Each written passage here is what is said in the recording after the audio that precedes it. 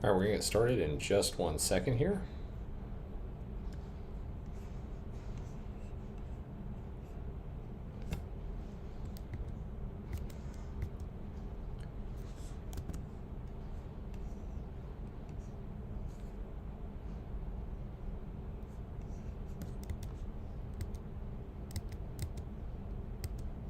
All right, let's get going.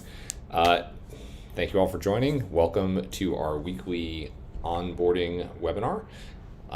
It's happening live. I'm going to walk you through getting up and running with Vendorful, doing the basic actions you can do, show you some of the features that you're going to use most frequently, and how to get the most out of them.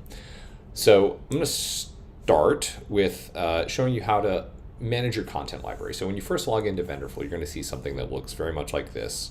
There's a help video here to help you get started that kind of walks you through the basics, and I'm going to walk you through the basics again anyway.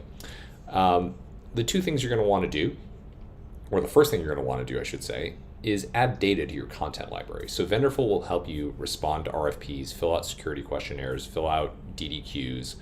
But in order to do that, you need to upload some information so that our AI assistant can actually answer in the way that your company would answer. So we're going to start with the content library. And you can upload documents in a variety of formats.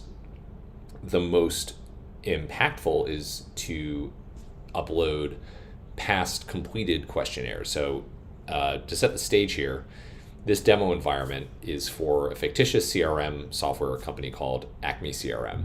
So all the content in here is related to the CRM product that Acme provides.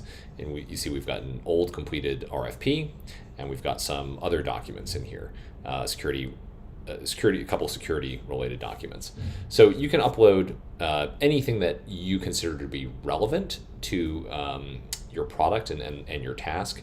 The most impactful is going to be past examples of either RFPs or security questionnaires or whatever it is you're completing, or both.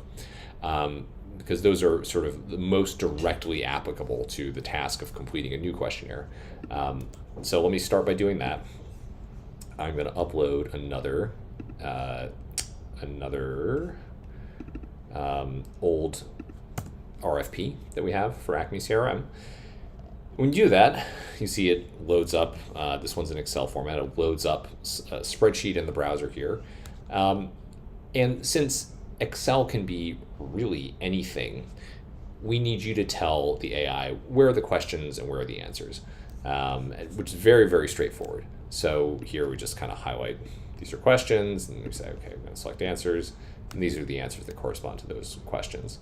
And we've got shortcuts. I mean, you can go through, one by one, sheet by sheet, section by section, but as a shortcut, you can also select a whole column. So I'm going to say column B, these are all questions.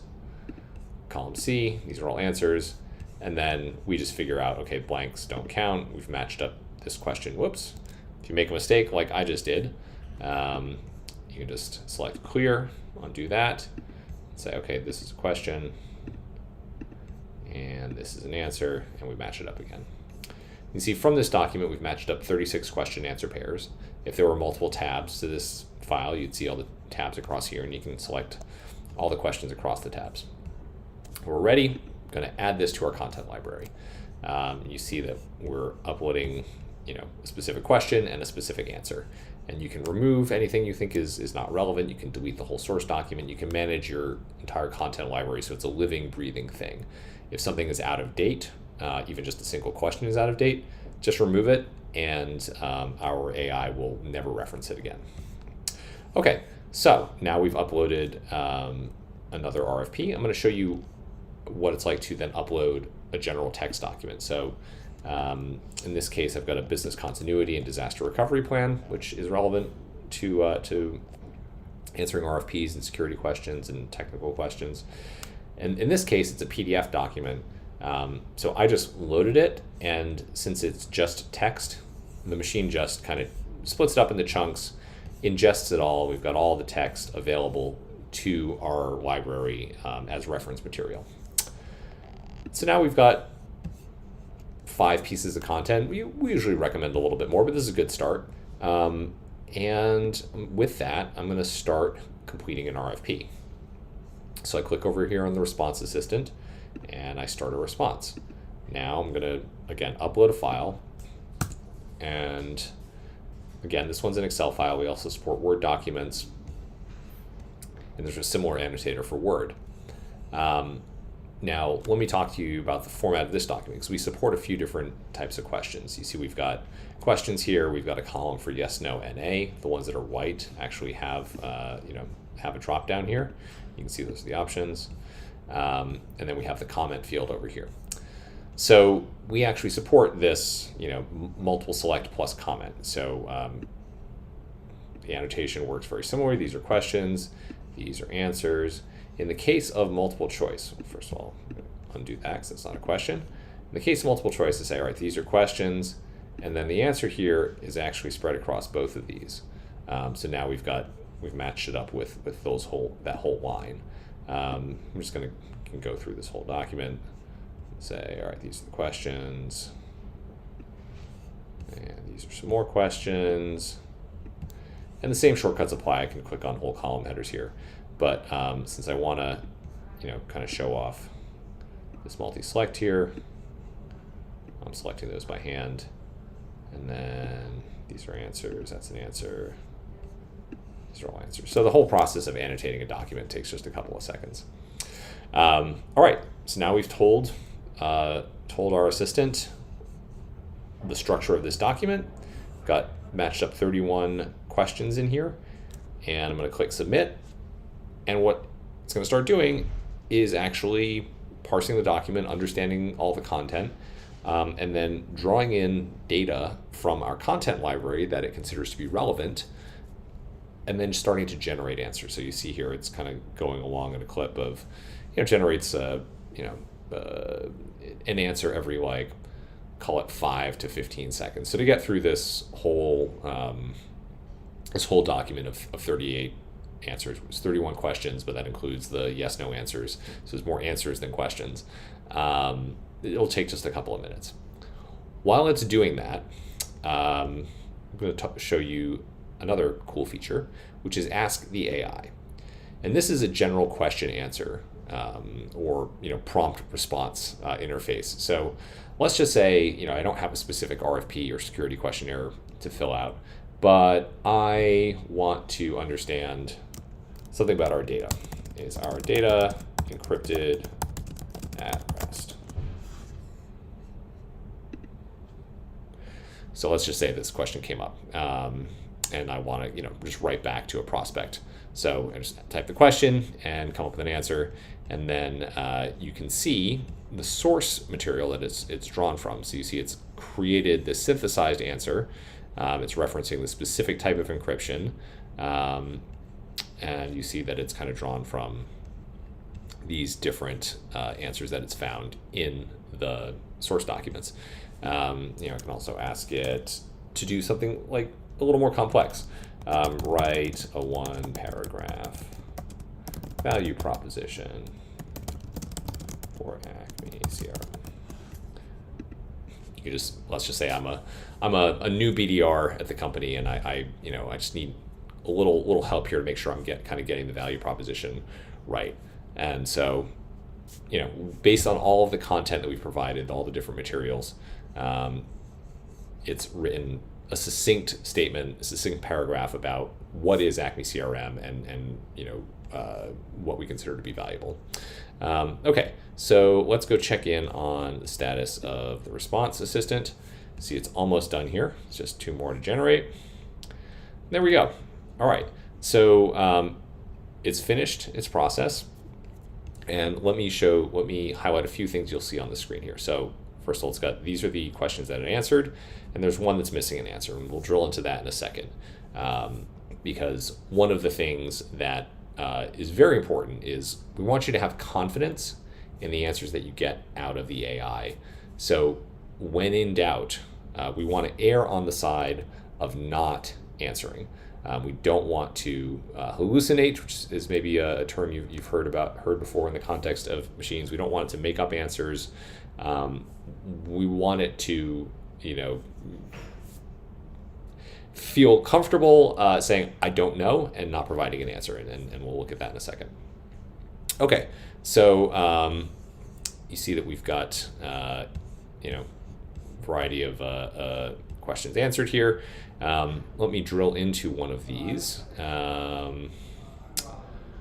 Okay, let's see here. We've got a technical question here about email broadcasting and texting capabilities. So if I click on that, I can actually change the answer here. If I wanted to add some additional things, maybe we just added a feature and we don't even have content for this. We also support team chat, e.g. Slack or Teams. So I could just edit this answer and add it as a human edited answer. So go ahead and actually, before I do that, we drill into the related content here. So you can actually do sort of an audit of where did this information come from. So let's say I knew that, wait a second, I know that we've got a Slack and Teams integration here as well. Why isn't it mentioning it? Well, if I drill in, look at the content, I can see, okay, actually, this thing, talks about integrations, but there's nothing here that actually talks about broadcasting across Teams and Slack, because maybe that's brand new. We haven't actually provided that before, and so I'm going to need to be the first one to provide that answer. But now I can see, I understand now why it didn't mention it, because it's actually not in here previously on the broadcast capabilities. So let's just say that I want to add that. We've also broadcast notifications on Slack and Teams. Oops. And so now I can add that answer. And you see that I've now got one that's marked as answered by the human. And I can actually import those answers back into the knowledge base. So I can do that now or at the end. I'll just go ahead and do this now. And so this is now added as a question and answer to our knowledge base. So the next time I answer an RFP, it will have the information that we actually have this broadcast notification capability in Slack and Teams. Okay, let's go back to the response. So I mentioned that we have these filters here. You see that there's a missing answer. Let's drill into that and see what it is. Okay, so there was this question here about which city has the best pizza. And there's no information in our knowledge base, so the system doesn't know that actually New York has the best pizza in the world, at least in the US. So it didn't provide an answer. So I'm going to have to provide one for it. New York. And again, I can just add this to both the question here and also add it back to the knowledge base if I want to. But I'm just going to leave that alone. Maybe, this is a Chicago company, so maybe other people in the company might feel differently about where the best pizza is. And that's more or less it. The other last thing I'll mention is we have the yes, no, and you'll see that the way we present this is, okay, question 9, there are actually 2 answers here. So this, we asked about the CRM, there was a yes, no question about CRM facilitating task automation. So the multiple choice answer is going to be yes, and then there is an explanation, further comment there going into a little bit more details. Now, when we download the response, and unfortunately my broadcast is set up to just be sharing this window, so I'm not going to be able to easily show it. But what you'll see is that we download it in Excel format, in the exact format that it was provided, and the multiple choice option will be set to yes with the comment. So we'll take that answer and put it right back into the format that you need it to be. And that's more or less it for getting started. Just like Acme CRM, we recently rolled out a new Slack integration. So the Ask the AI feature that you saw here is also available over Slack. Reach out to us if you have questions or are interested in adding that capability to your account. And with that, I will let you all go. Good luck. Feel free to reach out to us at any point. You can find help and support by clicking on the help icon. We have a knowledge base with some articles in here. You can also contact us. We're very responsive. And any questions, reach out. Wish you all the best of luck.